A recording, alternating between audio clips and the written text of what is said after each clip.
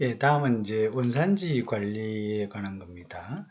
그래서 이제 우리 원산지 대무역법에서의 원산지 관리는 원산지 관리 제도 개요, 원산지 제도의 개요, 그 다음에 우리나라 원산지 제도 및 소관 부처, 그 다음 대무역법상 원산지 관리 제도가 의미하는 것, 그 다음에 이제 원산지 제도에 관한 Q&A 이런 순서로 강의가 진행되겠습니다.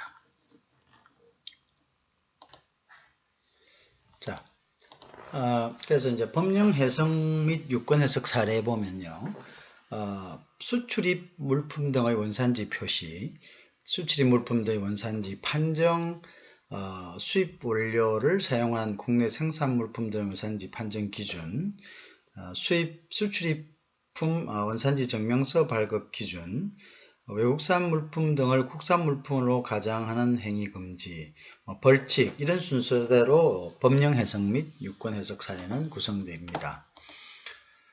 원산지 개념 봅니다. 원산지라는 것은요, 수출입 물품의 국적을 의미하는 것으로서 당해 물품이 성장했거나 생산, 제조, 가공된 지역을 말합니다.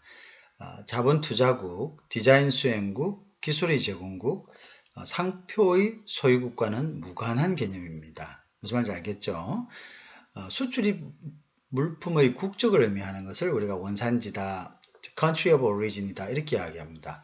당해 물품이 성장했거나 생산, 제조, 가공된 지역을 말하지 자본을 투자한 곳이나 디자인을 한 곳이나 기술을 제공했거나 상표의 소유국과는 무관한 것이다 이렇게 보셔야 됩니다. 그래서 우리가 이제 원산지 같은 거 보면 이런 것들을 사실 표시하면 안 되는데 좀 혼란스럽게 보면 이제 made in Italy 이렇게 되면 이제 made in Italy 이렇게 하면 이탈리아에서 만들어진 거죠. 근데 보통 designed by Italy 그죠? 그 다음에 technique from Italy 이런 식으로 이런 식으로 해보면은 그것은 원산지 표기를 디셉션 한 거다. 그거는 잘못한 거다. 이렇게 이제 우리가 이야기할 수가 있겠죠. 자, 무슨 말인지 이해하시겠죠? 자, 그래서 이제 원산지 표기는 생산, 제조, 가공된 지역을 말합니다. 자본 투자국, 디자인 수행국, 기술이 제공국, 상표의 소유국과는 무관한 것이다. 라는 것을 우리가 꼭 keep in mind 해야 됩니다. 일반적으로 지역은 정치적 실체를 가진 국가를 의미하죠. 독립적 국가가 아닌 지역도 원산지가 될 수 있습니다. 그것은 이제 토쿄 협약부 족소에 그렇게 규정되어 있습니다. 그래서 우리가 예를 들어서 홍콩 같은 경우는 독립적인 국가는 아닙니다. 그죠? 그렇지만 원산지 될 수 있죠. 괌도 마찬가지로 그죠? 마사오 그죠? 사모아 아일랜드 이런 것들 독립된 관세 영역이나 자치권을 행사하는 특별 구역은 원산지가 될 수 있고요. 반면에 우리가 EU라든가 나프타라든가 아센 등 지역경제연합체 등은 원산지로 인정할 수 없습니다. EU, made by EU, made by 나프타, 아센 이런 거는 이제 안 된다 그죠? 그다음에 홍콩, 마카오, 괌, 사모아 아일랜드 이런 데는 독립된 관세영역이나 자치권을 행사하는 특별 구역에 해당됩니다. 그래서 이것은 이제 원산지가 될 수 있다. 이렇게 이제 되어 있고 EU나 나프타나 아센 같은 것들은 이거는 경제적 연합체입니다. 메가 FTA 지역이죠. 이런 지역들은 원산지로 인정하지가 않습니다. 자, 그럼 왜 원산지 제도의 개념이 필요한가죠? 원산지 제도의 개념은 원산지 제도란 어떤 상품의 원산지가 어느 국가인지 판정하고요, 확인하고 표시하는 제도입니다. 그렇죠? 이것이 아까 이야기했는 제조되고 성장되고 그죠? 한 그런 것들이 어느 국가인지 판정하고 확인하고 표시하는 제도가 원산지 제도이다. 우리는 이렇게 정의 내립니다.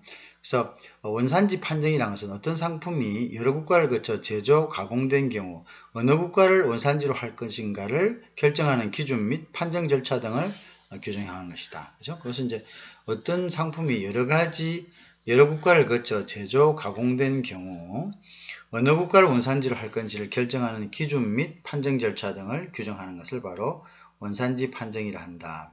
자, 그래서 원산지 확인은 수입 물품을 제한하고요. 원산지 표시 위반 등을 단속하기 위하여 원산지 판정이 필요한 관계 자료를 확인, 제출받는 절차를 규정한 것이 원산지 확인이다. 이렇게 합니다. 원산지 확인이라는 것은 뭐냐면 우리가 이것을 원산지 위반 물품을 단속하기 위해서 원산지 판정에 필요한 자료를 확인, 제출하는 절차를 갖다가 규정하고 있는 것이다. 그죠? 그것에 따라서 우리가 수입 물품을 제한할 수가 있겠죠. 또 이제 원산지 표시 위반 물품을 단속하기도 하고요. 그래서 원산지 표시라는 것은 판정된 원산지를 최종 소비자에게 알기 위한 것이죠. 그죠? 당의 물품에 대해 알기 쉽고 견고하게 표시하도록 방법을 규정한 것을 이제 원산지 표시라고 한다. 그래서 우리가 원산지 판정, 원산지 확인, 원산지 표시가 무엇을 의미하는지 그 definition을 여러분들이 분명히 인지하고 있어야 됩니다. 자, 다음 넘어갑니다. 자, 원산지 대조의 개념 및 필요성입니다. 원산지 종류 및 필요성, 특혜 원산지가 있습니다. FTA 협정 국가 간 특혜 관세 특혜를 부여하는 경우에 적용되는 것입니다. 특혜 원산지는 협정국 내에서 재배, 사육, 제조, 가공된 것임을 확인하는 것을 우리가 특혜 원산지다. 보통 이제 FTA를 이제 쌍무 협정을 FTA라 그러죠. 이 FTA를 갖다가 할 때 있어서 협정국 내에서 재배, 사육, 제조, 가공되었을 때 이제 이것을 원산지, 특혜 원산지다 이렇게 이야기하는 거죠. 그 FTA 협정국 내에서 이렇게 재배, 사육, 제조, 가공된 것일 때는 특혜 관세를 부여하는 거죠. 그것을 위해서 표기하는 원산지를 우리가 특혜 원산지다 이렇게 이야기하죠. 자, 일반 비특혜 원산지는 관세 혜택 등 특혜 없이 일반적으로 수출품의 당의 나라에서 재배, 사육, 제조, 가공된 것임을 확인한다. 자, 이제 그럼 분명히 알겠죠. 특혜 원산지라는 것은 우리가 수입할 때 특혜 관세를 부여하는 경우에 적용되는 것이다. 그죠? 그래서 이제 협정국 내에서 재배, 사육, 제조, 가공된 것임을 확인하면 되는 거고요. 일반 비특혜 원산지는 관세 혜택 등 특혜 없이 일반적으로 수출품의 수출 품목이 어디에서 원산지 한다. 이거 어디에서 재배, 사육, 제조, 가공된 것임을 확인하기 위해서, 확인시켜주기 위해서 하는 것이 일반 비특혜 원산지 표기다. 이렇게 알면 되겠습니다. 자, 그래서 우리가 보면 여기 이제 쭉 나옵니다. 그죠? 그래서 우리가 특혜 원산지는 관세의 혜택이다. 관세 감면 또는 면제 특혜를 주기 위한 거죠. 그럼 수입된 물건에 대해서 자, 해당 협정문에서 관할합니다. 그래서 뭐 GSP나 GSTP나 뭐 가트 관세, 그 관세 양어, FTA 협정문 이런 것들에서 이제 각각의 협정문에서 해당 협정문에서 이것을 규정하고 있습니다. 특혜 관세 같은 경우는요. 근데 일반 원산지는 비특혜 원산지죠. 이것은 수출 국가에서 그 물건을 갖다가 제조하고 가공하고 한 곳이 어디라는 것을 나타내기 위한 거죠. 물분의 시장의 상품을 차별화를 통해서요. 생산자를 보호하기 위해서입니다. 시장에서 이 물건이 어디서 나왔다는 걸 알므로써 그 생산자를 보호하고요. 정확한 생산 정보를 제공함으로써 소비자를 또 보호하는 거죠. 그죠? 그렇죠. 그게 예를 들어서 거기서 나오지 않았는데도 뭐 예를 들어 포도주를 예를 듭시다. 포도주는 보드로 지방, 프랑스의 보드로 지방의 중에서도 또 그 사또라는 지역에서 나오는 것들을 유명하게 하죠. 근데 이것을 이제 예를 들어서 이제 made in France 또는 made from 이렇게 할 때 이게 이제 일반 원산지 표시를 함으로써 이게 이제 그 보드로 지방의 사또 지방에서 나온 것이다. 또는 이제 칠레 같은 경우도 이제 포도주가 유명하죠. 자, 이렇게 이제 표시하는 것은 그래서 이제 결국은 생산자를 보호하기 위한 거죠. 이걸 함부로 표시할 수 없다 이거죠. 그 지역에 나온 것 아니고는 그 지역에서 나왔다는 것을 함부로 사용하지 못하도록 한 거죠. 그죠? 그래서 이거는 이제 예를 든다면 이게 이제 생산자를 보호하는 거고요. 또 소비자는 그것이 그곳에서 나오지 않았는데도 그곳에서 나온 것으로 알고 산다면 이것은 소비자를 우롱하는 것이 되겠죠. 그럼 소비자를 보호하기 위해서도 일반 원산지, 즉 비특혜 원산지, 즉 생산지가 어디라는 것을 표시하는 것은 굉장히 중요하겠다. 이렇게 우리가 분석이 되겠죠.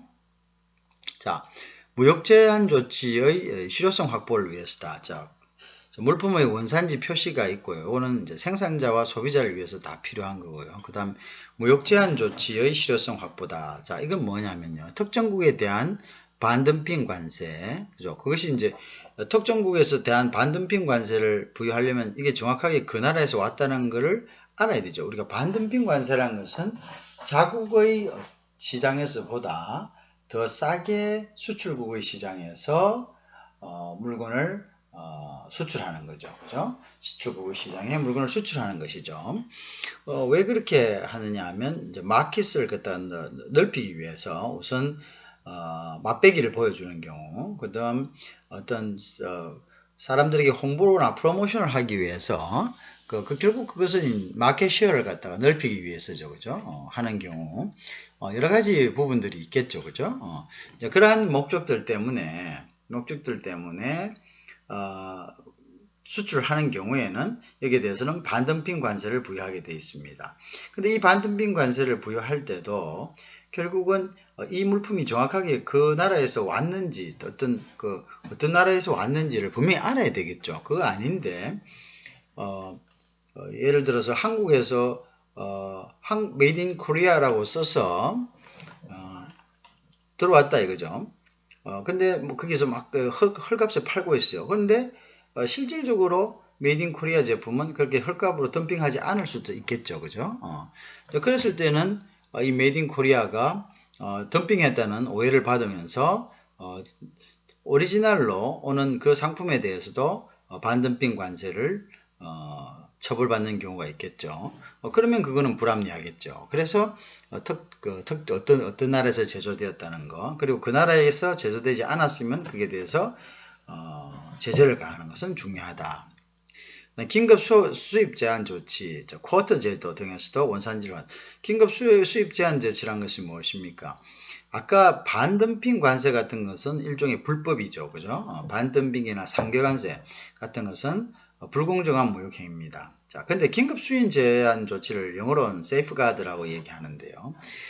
세이프가드는 수출국이 불법으로 한 것은 아닙니다. 하지만 짧은 시간 내에 마켓을 갑자기 잠식해버린다면은 자국의, 즉 수입국의 어떤 산업 자체가 붕괴될 위험이 생기겠죠. 이럴 때는 그 국가가 일정 기간 내에 수입을 제한할 수 있는 조치를 우리가 긴급 수입 제한 조치, 영어로는 세이프가드라고 합니다. 이 세이프가드도 역시 마찬가지죠. 이 물건이 정확하게 어디에서 원산지를 둔 물건인지를 알아야지만 그것을 만든 국가에 대해서 긴급 수입 제한 조치를 단행할 수가 있는 거죠.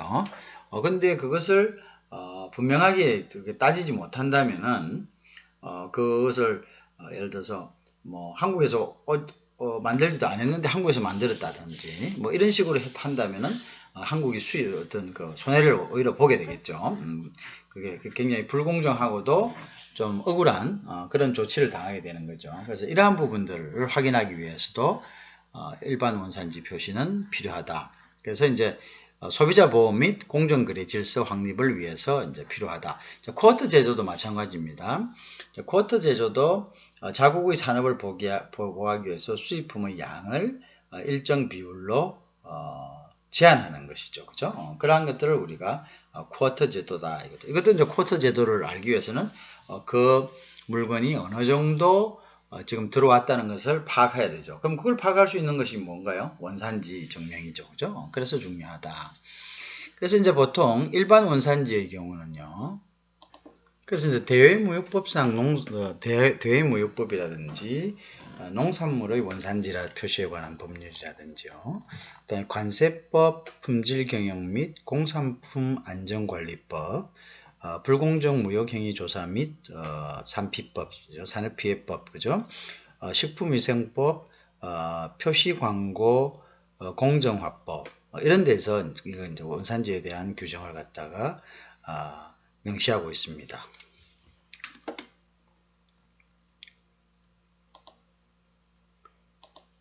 자, 그래서 요거는 미안합니다. 그래서 FTA 원산지와 일반 원산지를 비교해 보면요. 무역거래에서 해당 물품의 생산국을 구별하기 위해서는 원산지 표시가 필요하죠. 수입 시 자율관세와 같은 특혜부유, 저율관세, 그러니까 테리브를 노하게 하는 거죠. 그래서 수입 시 저율관세, 즉 관세 혜택을 주는 거죠. 특혜관세 같은 특혜 부여 여부에 따라 특혜와 비특혜 제도로 구분된다 했죠. 아까 특혜는 FTA 특혜 관세고 비특혜는 일반 관세라 했죠. 특혜 원산지 제도는 국제협약이나 양자간 협약, 그죠? 양자간 협약 국제협약에 정해진 내용에 따라 운영되고 있다. 그죠? FTA 원산지 제도는 특혜 원산지의 대표적인 제도죠. FTA 원산지는 특혜 원산지의 대표적인 이거는 협약이나 FTA 협정문 등에 별도로 규정하고 있습니다. 그래서 최근 우리나라에서는 전 세계를 상대로 자유무역협정 FTA를 체결을 완료하거나 추진하고 있어 FTA 원산지 제도를 정확히 이해해야 되고요. 이를 적극적으로 활용하는 전략적 조건이 필요하다. 그죠? 그래서 우리가 FTA 어떤 나라와 어떤 내용, FTA는 각 나라 간에 인디비주얼하게 말 그대로 협정입니다. 양자간 단판이죠. 양자간 단판. 양자간 단판이기 때문에 이 각 나라 간에 또 틀립니다. 그죠?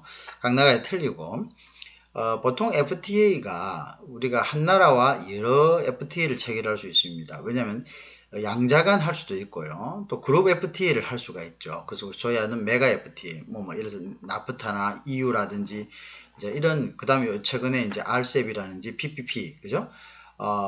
이러한 이제 TPP 같은 이러한 데 우리가 들어가면은 특정 나라와 여러분의 FTA를 규정이 우리가 서로 간에 이제 체결하는 이런 결과를 할 수가 있는 거죠. 그러면은 그렇지만 그럼 어떤 FTA를 적용하냐? 그 중에 제일 유리한 FTA를 제일 유리한 협정을 적용하면 되는 겁니다. 무슨 말인지 이야기했죠. 자, 그래서 어쨌든 그 협정에서 정하고 있는 특혜 관세, 관세, 그죠? 그것을 이제 따르면 된다. 최근 우리나라에서는 전세적으로 FTA 체결하고 있고요. FTA 원산지 제도를 정확히 이해해 이를 적극 활용하려는 전략적 조건이 필요하다. 이 부분은 여러분들이 충분히 이해하고 계시라고 생각합니다. 자, 그래서 우리가 이제 FTA에 대해서 공부도 해야 되는 거죠. 그죠? FTA가 어떤 것이고, 어떤 나라와는 어떤 FTA가 체결되어 있고, 그 나라와 FTA 체결되어 있는 것을 보면 2중, 3중으로 되어 있는데, 그 중에 가장 유리한 협정은 어떤 것이고, 이런 것들, 그죠? 이런 것들을 위해서, 이런 것들을 알아야만 우리가 전략적인 비즈니스 모델을 우리가 국제 경영을 어떻게 할 것인지, 어느 나라에 어떻게 가서 어떻게 우회해서 수출한다면은 저율의 관세로서 제품의 경쟁력을 가질 수 있겠는가, 이런 것들이죠. 그래서 그런 것들을 우리가 알기 위해서 우리가 FTA에 대해서 정확하게 알아야 된다는 거죠. 자, 그래서 원산지 관리의 법적 근거를 봅시다. 자, 일반 원산지 대조는 대외무역법, 관세법, 농수산물 원산지 표시에 관한 법률, 표시 광고, 공정화에 관한 법률 등 수입 물품에 대한 원산지는 대외무역법이 기준이 되고 있습니다. 그죠? 국내에서 생산한 물품, 그다음 수입 후 일정한 가공 행위를 한 제품에 대해서는 개별법에서 그 목적에 따라 원산지를 운영하고 있습니다. 자, 수입 물품은 대외무역법에서 원산지 규정이 있지만 국내에서 생산된 물품이라든지요, 수입 후 일정한 가공 행위를 한 제품 등에 대해서는 그 개별법에서 목적에 따라 원산지를 운영하고 있다. 이렇게 보시면 되겠습니다. 자, 특혜 원산지 대조죠. 다자간 협상, WTO 협정이죠. 또 다자간이란 것은 예를 들어서 WTO에서 하나로 이렇게 그 결정이 나면 그 결정이 회원국 모두에게 적용되는 것을 우리가 다자간 협정이다 이렇게 이야기하고, 양자간 협정은 쌍무협정이라는 것은 FTA 같이 각각의 국가들이 인디비주얼하게 각각의 상황에 맞게 협정을 하는 것을 우리가 FTA를 합니다. 사실 FTA는 WTO의 정신에 위배되는 거죠. 그렇죠? 왜냐하면 자유무역이긴 하지만 WTA는 그 말 자체가 체국대우입니다. 체국대우란 것은 어떤 국가가 어떤 특정한 나라에 혜택을 줬다면 그 혜택은 모든 나라에게 골고루 다 적용될 수 있습니다. 협정을 하지 않아도 그건 다자간 협정에 의해서 자연스럽게 적용되는 겁니다. 그런데 WTO는 쌍무협정이죠. 그런데 여기서 그게 원칙인데 이 제국 원칙을 깨는 것이 바로 FTA입니다. 왜냐하면 우리 마음 맞는 나라끼리 좀 더 혜택을 주자는 것이 바로 FTA이기 때문이죠. 그죠? 그래서 이제 그런 것들이 우리가 그런 부분들을 이해해야 되죠. 그래서 우리 어쨌든 WTO는 다자간 협정이고요. 그래서 특히 원산지는 이 다자간 협정에 들어있는 회원국들은 어떻게 수입 시 저율의 관세를 적용하는 거죠. 그것이 이제 WTO입니다. 자유무역협정에 의한 FTA도 물론 FTA도 그 쌍무지만 그 체결 국가 간에는 저율의 어떤 특혜 원산지 제도를 두는 거죠. 자, 근데 이제 얘기를 드렸다시피 원래 WTO 안에서 FTA를 한다면은 FTA 국가 간에는 더 제국 대우를 해주는 거죠. 자, 원래 우리가 WTO 안에서 우리끼리 잘 저율을 줬는데 우리끼리는 좀 더 두자. 그럼 우리끼리 좀 더 두자는 이야기는 역으로 이야기하면 또 다른 차별이 있다는 거죠. 그죠? 같은 FTA, WTO 회원국들 간에도. 그러니까 결국 WTO의 최고 대우, 즉 최고의 혜택을 줬을 때는 모든 회원들의 골고루 그 혜택을 평등하게 줘라 라는 거죠. 그게 위배되는 거죠. 왜냐하면 끼리끼리에만 그죠? 했기 때문에. 자, 일반적 그래서 그 다음에 또 뭐냐면 일반적 공약, 개도국, 최빈국에 대한 GSP 같은 거예요. 개도국에 대한 우리도 최근에 우리가 재미있는 이야기가 있습니다. 여러분이 지금 우리나라는 GDP로서는 세계 11위 되고요. 무역량에서는 일본을 이어서 한 5위 정도가 됩니다. 굉장하죠. 왜냐하면 세계 유엔에 지금 등록되어 있는 국가들이 한 200국가 정도가 되는데요. 그 중에서 GDP 순으로 예를 들어서 200명에서 10%면 20개 국가입니다. 그죠? 그게 5%죠. 5%면은 상위권이죠. 그죠? 상위권입니다. 근데 이 상위권에 들어 있으면서 우리는 지금까지 미국에 대해서는 우리가 개도국 지위를 인정을 받았죠. 그래서 개도국 지위를 인정을 받는다는 것은 특혜 관세 그리고 여러 가지 규제가 완화되어 있습니다. 자, 그거로 인해 갖고 엄청난 우리가 혜택을 받죠. 그런데 이제 향후에 작년부터인가 이제 그때 트럼프 대통령으로 인해 가지고 사실 그러고 보니까 우리가 피해가 많았나요? 그러니까 아메리카 포스트, 미국 제1주의를 하다 보니까 이제 이런 것들을 너희들 왜 지금 최혜국 대회 받느냐? GDP 양도 그렇고, 그 트레이드 발륨도 크고 여러 가지 국제사회에서 위상이 있는데 아직도 최국 대회를 개독 미국의 어떤 교육 상대으로서는 개도국 위치에 있기 때문에 여러 가지 리스트릭션들, 제한들에 대해서 좀 완화가 되고요. 여러 가지 특혜를 받았다는 거죠. 그래서 이제 이런 걸 이제 너희들도 이제 그만해야 되지 않겠느냐, 뭐 이렇게 한 거죠. 그래서 우리나라는 또 그거 발맞다고 좋다, 뭐 안 하겠다 이랬는데 사실 지금까지 그러한 혜택을 받고 우리가 성장을 해왔습니다.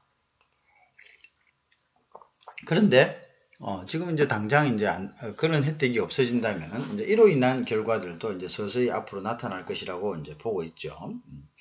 그래서 이제 어쨌든 이런 일반적인 공여, 일반적으로 혜택을 공유하는 거죠. 개도국이나 최빈국에 대한 혜택, 여러 가지 혜택이 있습니다.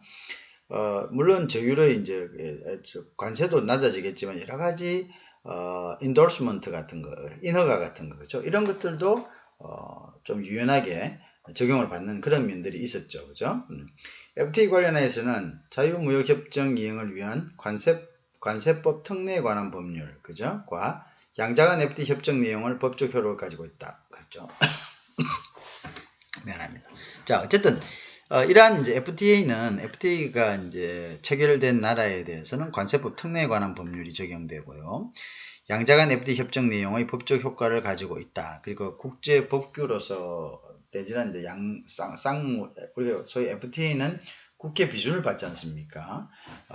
대표자들이 FTA에 관한 협정을 하지만 결국 이 FTA는 통상에 관한 것이기 때문에 미국도 마찬가지입니다. 국회의 비준을 받아야지만 비로소 국내법과 동일한 효과를 가지게 되는 거죠.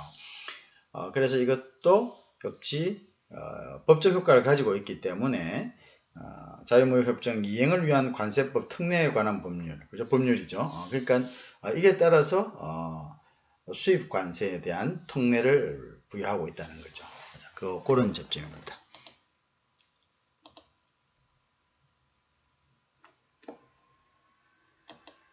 자, FTA 원산지는 물품의 수입 시 협상 체결국 간 상호 양호한 관세율을 적용하기 위한 요건이죠. 원산지로 체결국가 간 정한 원산지 증명서를 근거로 양허 관세를 적용한다. 그죠? 그래서 원산지 증명을 근거로 해서 양허 관세를 우리가 서로 양해한 관세입니다. 양해한 관세. 서로 간에 이제 그 관세에 대해서 양해한 것. 그러니까 이제 그 특혜를 준 부분이죠. 그거를 적용한다. 이런 이야기입니다. 원산지 증명을 근거로. 자, 그래서 원산지 증명은 보통 상공회의소에서 지역 상공회의소에서 발급을 하게 되어 있습니다.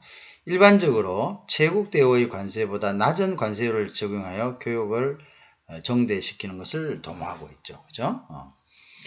최국대의 관세율이란 것이 WTO 관세율입니다. 그러나 그보다도 서로 마음 맞는 나라끼리 좀 더 잘해보자. 이게 이제 FTA 아닙니까? 그래서 쌍무협정입니다. 그래서 당연히 그것은 WTO의 관세율, 즉 다자간 협정의 관세율보다 더 좋은 관세율을 적용하겠죠. 그렇지 않으면 FTA 의미가 없겠죠. WTO의 체제에 그대로 있으면 되는 거죠. 자, 무슨 말씀인지 이해를 하시겠죠? 다음, 하나의 국가에서 채취하거나 생산된 물품에 대한 원산지는 일반 원산지와 FTA 원산지 판정에 있어서 문제가 없습니다. 그죠? 뭐 FTA 원산지든, 그죠? FTA 원산지는 이제 수입국가, 수입국에 대한 수입 관세에 대한 혜택을 주기 위한 원산지고, 일반 원산지는 수출자가 생산품에 대한 정보를 주기 위한 것이죠. 문제가 없으나 생산 가공 과정에서 두 개 국가 이상이 관련된 경우 다양한 판정 기준이 적용됩니다. 원산지 판정 기준은 한 국가에서 생기는 아무 문제 없는데, 그죠? 근데 생산한 국가가 가공한 국가가 틀릴 경우에는 그러면 어떤 원산지를 적용해야 되느냐, 이런 문제가 생기겠죠. 일반 원산지 판정의 핵심은 해당 물품에 대하여 최종적으로 실질적 변형을 발생시킨 국가로서 그 기준으로 HS 세번 변경, 그죠? 부가가치, 주요 공정, 수행 등을 채택한. 자, 보통 우리가 HS 세번은 이렇게 품목별로 정해져 있는데요. 12자리, 8자리까지는 국제적으로 공통으로 쓰고 나머지 나라마다 4가지를 더 추가해서 쓸 수가 있습니다. 그런데 어쨌든 이 HS, 즉 Harmonize, 그죠? 이 HS 코드의 어떤 세번을 갖다가 변경시킨다는 것은 물질 그 자체가 어떻게 됐습니까? 철하고 철로 가지고 만들어진 제품은 HS 코드가 틀리겠죠. 그죠? 이렇게 변경되고 부가가치 또 뭐 주요 공정 등을 그러니까 가격이 더 증가되거나 공정들이 뭐 여러 가지 중요한 공정들이 이루어졌거나 이러한 것들을 이루어질 때 이걸 갖다가 우리가 실질적 변형이라 하고 이 실질적 변형을 발생시킨 국가가 FTA 원산지 기준이 된다. 이런 이야기입니다. 우리나라에서는요. 수입 전 최종적으로 HS 6단위의 변경을 수행한 국가 하는 3번 변경을 원칙으로 6단위, 즉 HS 코드 6단위 변경을 수행했을 때는 실질적인 변형이라 생각하고 그 국가를 원산지로 한다. 그죠? 원산지라는 3번 아까 그 HS 코드를 이야기합니다. 변경을 원칙으로, 즉 3번이 바뀐 나라가 그 원산지라는 것을 그걸 원칙으로 한다 이거죠. 일부 물품에 대해서 부가가치와 주요 공정 수행을. 근데 이제 일부 물품에 대해서는 HS 코드가 같더라도 부가가치와 주요 공정 수행이 이루어진 지점을 우리가 원산지로 본다. 이렇게 이제 규정을 하고 있는 거죠. 이해하시겠죠? 자, FTA 원산지 기준은 HS 3번, 즉 아까 HS 코드 자체를 3번이라 합니다. 그 코드의 번호를 변경, 부가가치, 주요 공정 수행을 그걸 기준으로 하고 있죠. 그죠? FTA 원산지 기준은 HS 코드 3번이 변한 것, 그죠? 그 다음에 부가가치, 주요 공정 등을 수행하고 있으나 일반 원산지 기준보다는 복잡하게 적용되고 있다. 그죠? 부가가치가 이루어진데, 주요 공정이 이루어진데, 이런 것들을 이제 고려하고 있습니다. 그죠? 뭐 할 때, 원산지 판정을 할 때, 그죠? 3번이 변경된 것, 부가가치가 일어난 것, 그다음 주요 공정이 수행된 것, 이런 것들을 갖다가 고려하고 있으나 일반적인 원산지 기준 문제는 복잡하게 적용이 됩니다. 자, 품목에 따라 부가가치 기준, 부가가치가 얼마만큼, 새로운 부가가치라는 것은 얼마만큼 이제 그 가치가 증가되는 45%, 50%, 60%, 그죠? 부가가치 기준 이외에도 이런 것들이 있는데 이거 말고도요. HS 3번 변경이 된 것, 그 다음에 가공공정, 이거 전부 종합적으로 혼합 기준을 선택해서 활용한다. 그리고 이들의 혼합 기준을 선택해서 활용한다. 좀 복잡하다 이런 의미죠. 이는 FTA 협정은 양 협정 체결국 국가 간 관세 혜택을 통하여 보다 많은 교육을 유도하자는 무역전환 효과를 하죠. 목적이었으나 양 국가 간 품목별 경쟁력을 감안해서 자국 산업 보호를 위한 원산지 기준 적용을 주장하고 있습니다. 따라서 복잡한 원산지 기준이 결정됩니다. 무슨 말 알겠죠? 자, 원래는 FTA 협정은 이 체결 당사국 간의 관세 혜택을 통해서 보다 많은 교육, 그죠? 교육량을 늘리려고 하는데 목적이 있죠. 양국 간의 품목별 경쟁력을 감안. 그런데 이제 양국가 간에 품목별 경쟁력이 있을 겁니다. 그죠? 자국 산업 보호를 위한 원산지 기준 적용을 주장. 근데 이렇게 이야기하죠. 그런데 뭐 우리 거나 수출을 할 때 예를 들어 A하고 B하고 두 개 국가가 원산지 규정을 했다고 합시다. 그죠? 원산지 했는데 예를 들어서 이제 그렇게 해서 했는데 자국 산업 보호를 위한 원산지 기준 적용을 주장하고 있다. 그죠? 그러면 이제 뭐 예를 들어서 우리 양국가 간에서 만들어진 것은 뭐 원산지 규정을 우리 둘 중에 하나라도 해도 된다든지 아니면 안 해도 된다든지 뭐 이런 식으로 하자 이렇게 했는데, 그죠? 근데 이제 따지고 본다면은 각국의 어떤 상품이랑 또 경쟁을 해야 되는 거죠. 약국 간의 특별한 경쟁력을 감안해서 자국의 보호를 위한 원산지 적용을 주장하고 있다. 그래서 어쨌든 원산지 기준이 복잡하다. FTA 협정은, 그죠? 자, 뒤에 가면 나옵니다.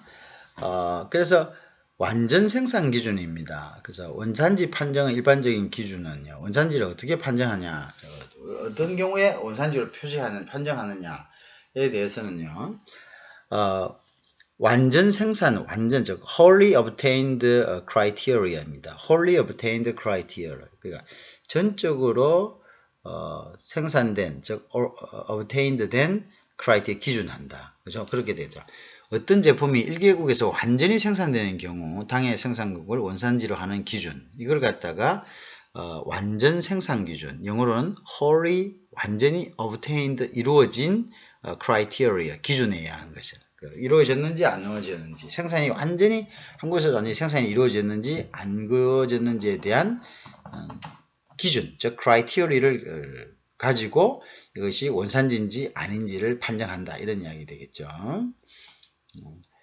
당해국에서 수확, 채취, 사육한 식품, 광물, 동물 또는 당해국에서 생산한 원자재를 가지고 처음부터 그 나라에서 가공한 완제품을 말하는, 이것은 wholly obtained criteria는 거기서 생산되고 그 원료를 가지고 처음부터 그 나라에서 가공 완제품을 우리가 말한다. 그죠? 그걸 우리가 원산지 판정의 일반 기준 중 첫 번째로 완전 생산 기준이다. wholly obtained criteria라고 한다. 그 다음에 실질적 변형 기준입니다. substantial 본질적인 transformation criteria입니다. 그래서 변형이 된 기준을 본다. 이런 이야기죠. substantial은 본질적으로, substantial, 본질적으로, 실질적으로, transformations, 변형된 기준, criteria.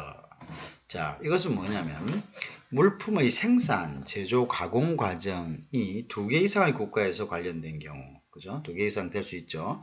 최종적으로 실질적 변형을 수행한 국가를 원산국으로 하는 것으로서 3가지 기준으로 판단한다. 이건 잘 봐야 되겠죠. 3가지 기준으로 한다.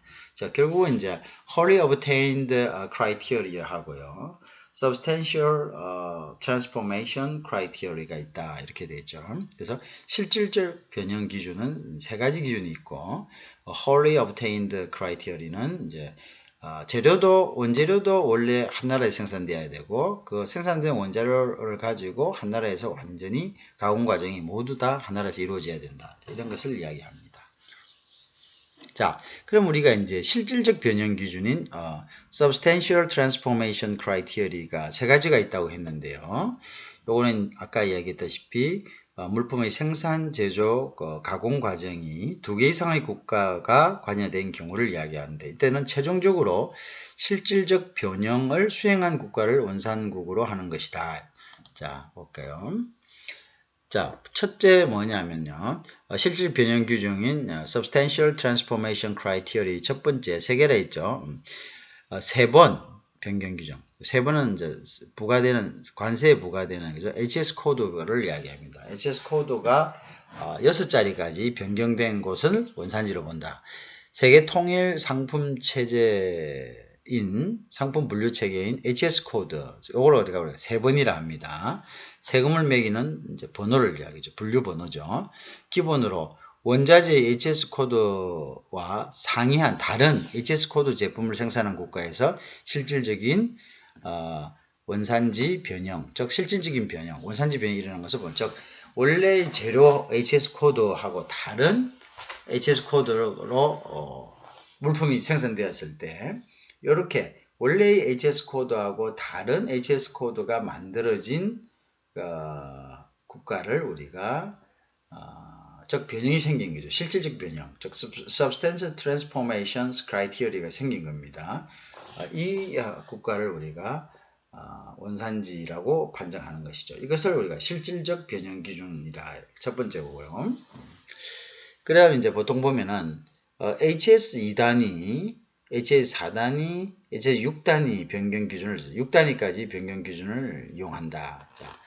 자, HS 6단위 변경 기준으로 할 경우 A국으로부터 물품, 그죠? 이 수입돼서, 자, 예를 들어서 뭐 HS 코드 6자리 961390을 수입하여 B국에서 완제품 HS 961310을 제작하였을 때 3번이 바뀌었죠. SS 코드 바뀌었죠. 같은 물건인데 B국에서 6단위 변형이 일어났으므로 B국가가 원산지가 된다. 이런 이야기입니다. 무슨 말인지 이야기하시겠죠? 그것이 이제 첫 번째 판정 기준이 되겠습니다. 즉 3번으로 인해 가지고 그죠? 3번이 변했다는 거죠. 6자리까지 변했을 때 이 3번을 변형시킨 나라를 우리가 원산지로 본다. 이렇게 정의하면 되겠죠.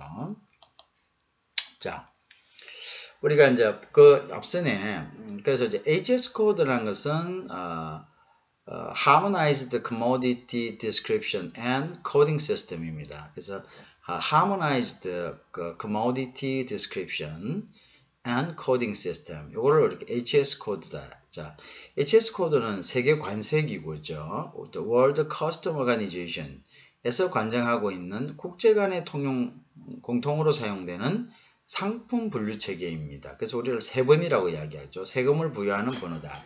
전 세계 대부분 국가가 가입해 있는 국제 협약, 즉 HS 협약에 근거하여 HS 6단인데 이 품목은 5225개로 구성되어 있습니다. HS 6단위까지만요. 5225개로 구성되어 있습니다. 우리나라에서는 6단위 범위 내에서 10단위로 세분하여 운영하고 있으며 이를 HSK, 즉 HS of Korea라고 합니다. 알겠죠? 우리는 10단위까지 알겠죠? 세분해서 운영하고 있다. 그렇죠? 그래서 HSK라 이렇게 한다. HS of Korea 이렇게 이야기한다. 자, HS 코드라는 것은 이게죠. 자, 그 다음에 이제 뭐냐면 부가가치 기준입니다. 아까는 세 번이 변경된 기준이 있고요. 실질적 변경 기준으로 했을 때 완전 생산 기준이 아니고 실질적 변경 기준으로 했을 때 두 번째는 뭐냐면요. 세 가지가 있다 했죠. 부가가치 기준입니다. 물품의 전체 가치 중 특정한 비율 이상의 부가가치를 창출한 국가에서 실질적 변형이 일어난 것으로 보는 거다. 즉 부가가치가 창출된 국가에서 실질적 변형이 일어난 것으로 보는 기준이다. 그걸 이야기하죠. 자, 그래서 이제 그래서 보통 가공 공정 기준한다. 제품의 제조 공정 중 주요한 공정이 일어난 국가에서 실질적인 변형이 일어난 것으로 보는 기준을 우리가 가공 공정 기준이라고 한다. 그죠? 아까 앞전에서 이야기했습니다. 즉 부가가치 기준이라는 것은 특정한 비율 이상의 부가가치를 창출한 국가에서 실질적인 변형이 일어난 것으로 보는 기준이고요. 그 다음에 가공 공정 기준은 것은 제품의 즉 제조 공정 중 주요한 공정이 일어난 국가에서 실질적 변형이 일어난 것으로 보는 기준을 얘기하는 겁니다. 그래서 이제 현행 대외무역 관리 규정은요, 보통 이제 수출입 물품의 주요 원산지 판정 기준으로 원칙적으로 3번 변경 기준을 적용하고 예외적으로 부가가치 기준 및 가공공정 기준을 적용하고 있다. 그죠? 현행 대외무역관리법은 수출입품의 원산지 관리 규정은 원칙적으로는 3번 변경 기준으로, 그죠? 3번이 변경된 것을 기준으로 적용하고요. 예외적으로 부가가치 기준 및 가공공정 기준을 적용하고 있다. 이렇게 여러분들이 기억해 두시면 되겠습니다.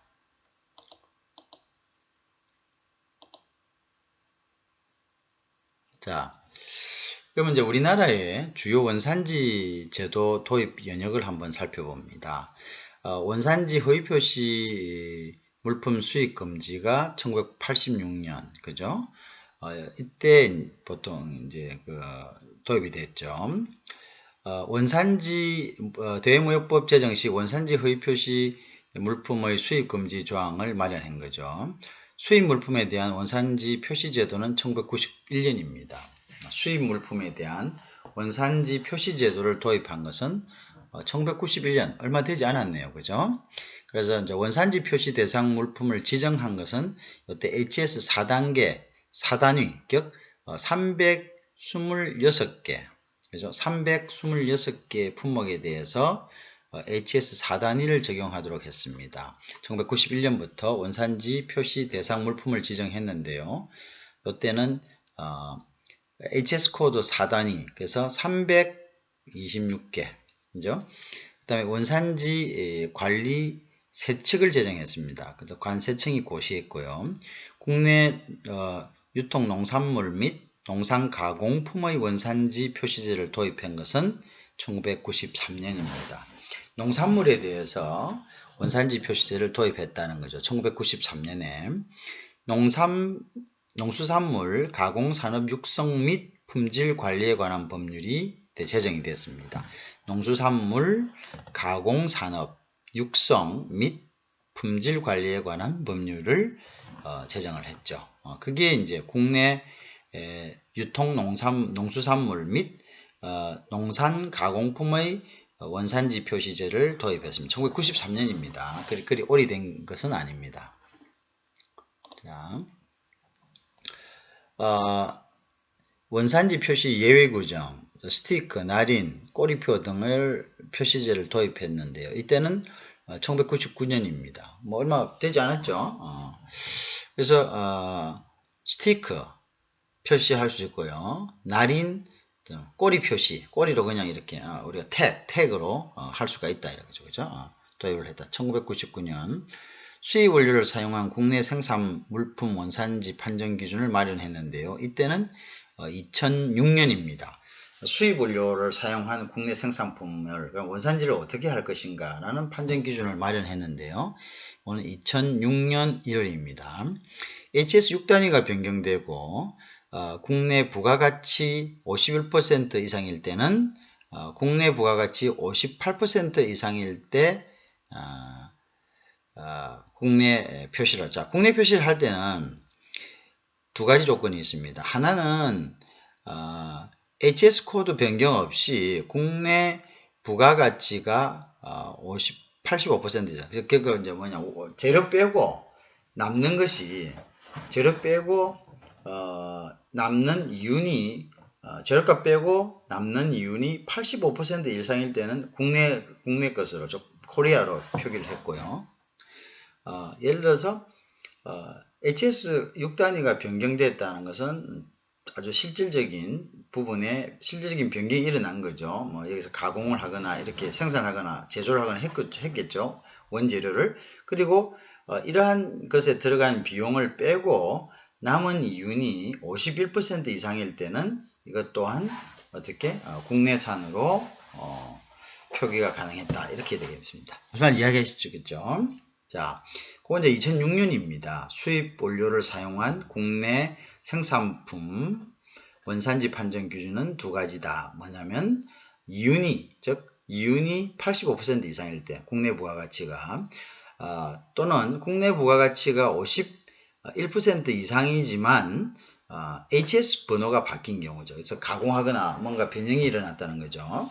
그러한 것 때는 국내 표시가 가능했다. 그거를 이제 만들 때 우리가 2006년이었습니다. 그 다음에 이제 2007년에는 세관의 시중 유통 검사권을 확보했다. 즉 시중에 유통되는 것을 가서 원산지가 제대로 됐는지 안 됐는지를 갖다가 확인할 수 있는 권한을 부여한 것이 2007년입니다. 세관의 시중 유통 단속권 확보했어요. 대무부 시행령 2007년에 4월 4일을 보면 됩니다. 그래서 세관에서 한다. 그래서 세관에서 시중 유통 단속권을 갖다가 확보한 것은 2007년이다. 수입 물품 원산지 판정에서 세분 변경 원칙의 예외 규정을 마련한 것은 예외 규정 아까 했죠. 세분 변경 말고도 예외 규정 마련한 것은 2008년이었다. 예외 규정은 뭐였습니까? 그러니까 주요 그죠? 주요 실질적인 변형이 일어난 경우, 그죠? 그 다음에 뭐 가공한 경우, 이런 경우겠죠. 부가가치를 창출한 경우, 실질적인 가공이 일어난 경우, 그런 경우가 되겠습니다. 본질적인 특성을 부여한 경우,